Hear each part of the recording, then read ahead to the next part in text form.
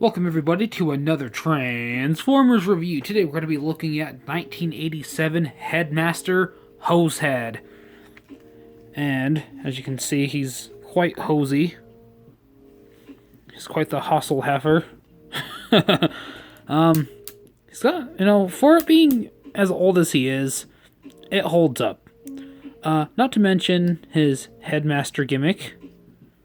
You can see his speed, strength, and intelligence is. It's a little gimmick that all the Headmasters all had. And he does have a removable helmet of sorts. The thing you can do. Let's pop that back on. Now, backstory to this figure. A long time ago, I used to have this. My mom got it for me a long time ago. And I don't know whatever happened to it, but I was glad I was able to get a hold of a local collector who was willing to sell me his. So if you're watching this, thank you, man. I appreciate it. If you guys watched a video, I did the unboxing of this. In fact, I did, two? Because there was an issue. The joint where... Oh, not the joint. What am I thinking? On his head, well, I'll show you guys with the power of double transmorphomagization. Here we go. There's his head. Now this one, he does not transform. I refuse to. These little tips right here.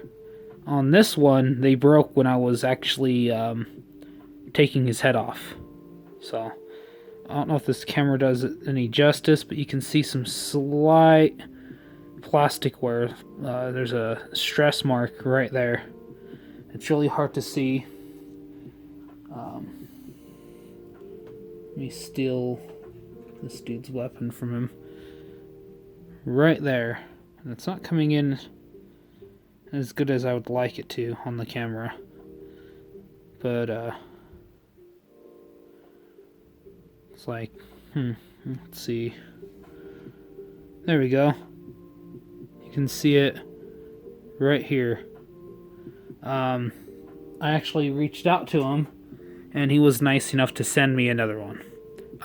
Which I'm surprised that he had two, but looking at this little Headmaster character, I always thought this dude looked cool. He was just like just a little miniature robot dude.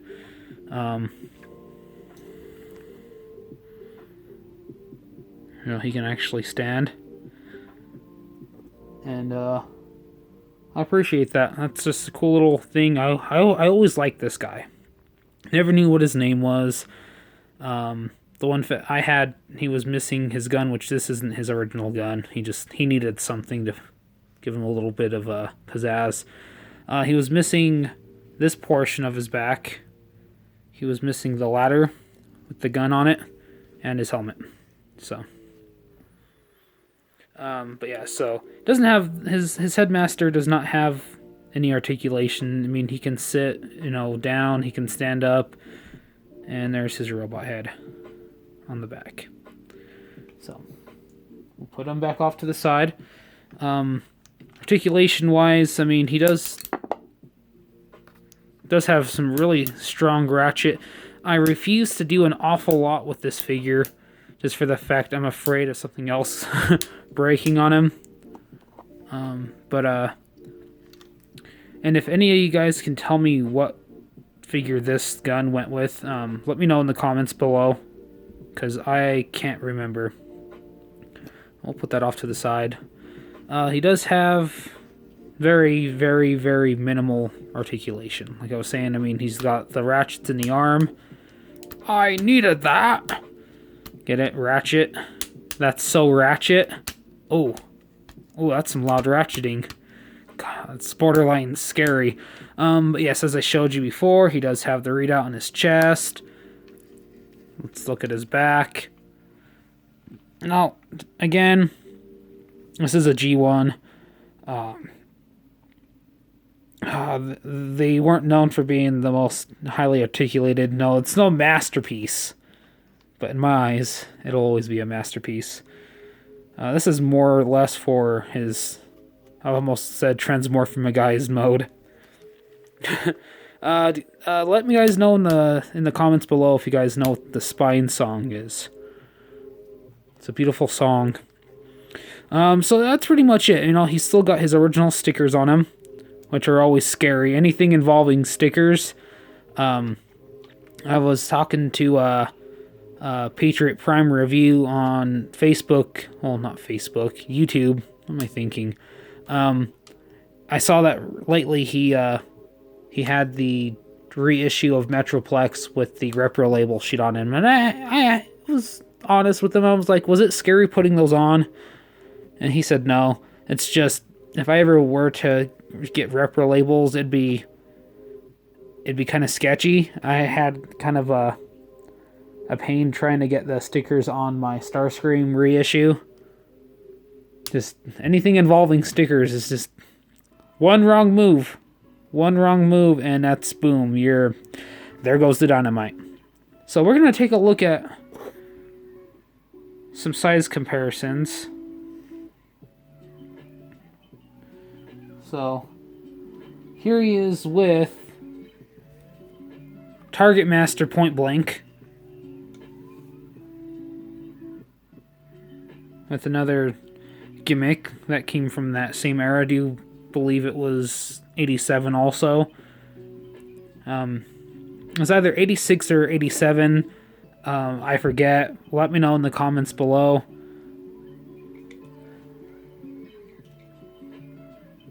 Here he is with, I can't think of what his name is. He's one of the Spark bots. Unfortunately, he does not produce sparks anymore. Guess that's just what happens with time. It's not your fault. It's not your fault. Help me. I can't spark. Let's look at... Ooh.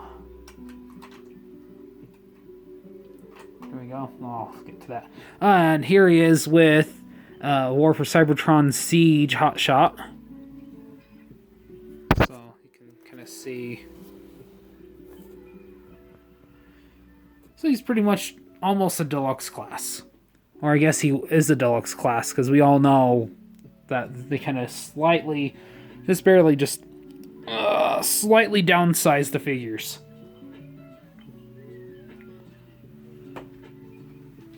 And we got G2 Sea Spray. You can see how he stacks up with him. So, he's a little short man. You calling me short? Here he is with Beast Wars Dinobot. So he's even slightly taller than him too. Let's that full Beast Wars aesthetic. Let's pop open his spinny Shield of Doom.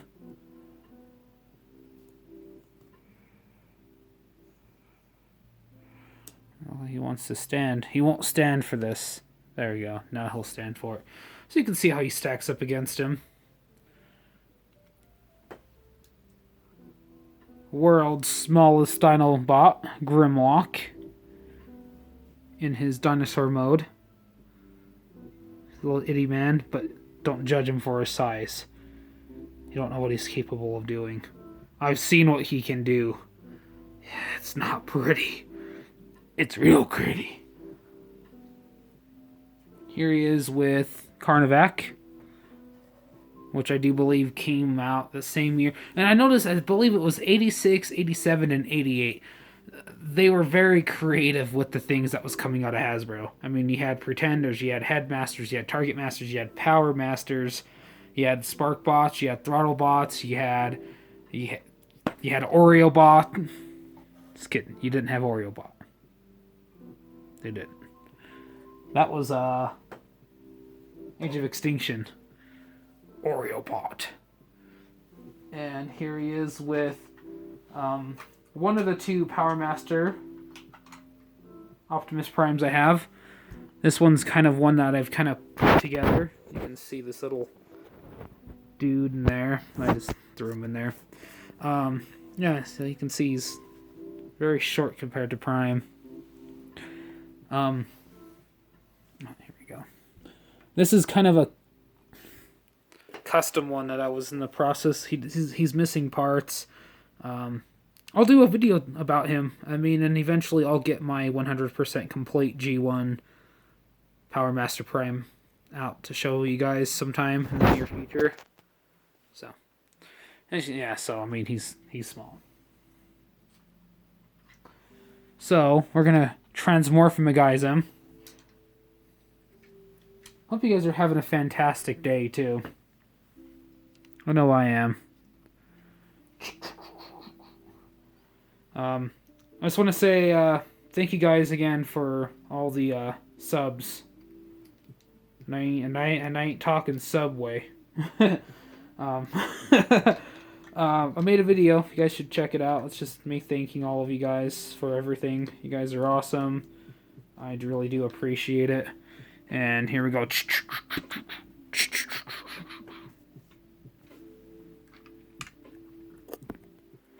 And there we go. Let's adjust that. There we go.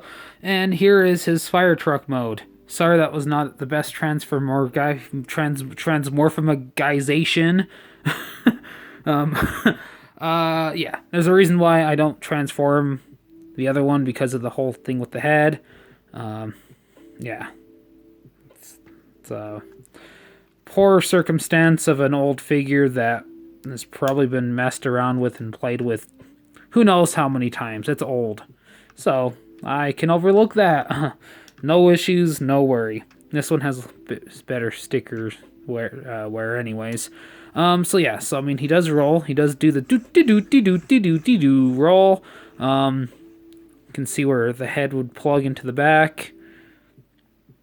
You can't really see a lot of everything's pretty much concealed underneath there. But again, for it being 1987 and having a gimmick that, you know, has the head turning into a robot, they did pretty good. They did pretty good. I can't complain about G1. I really can't. Much like how I can't complain about the Bayverse movies, but that's a different story. Don't judge me. So, yeah. You can see his windshields are black. His wheels are black. It's not a lot of paint. In fact, there's no paint on this figure. It's all stickers. Stickers and colored plastic. You can see where his hands would retract into his arms. He's it's like he fell forward and he kind of kicked back his legs. It's pretty much his robot mode. Falling down. Help me! I've fallen and I can't get up.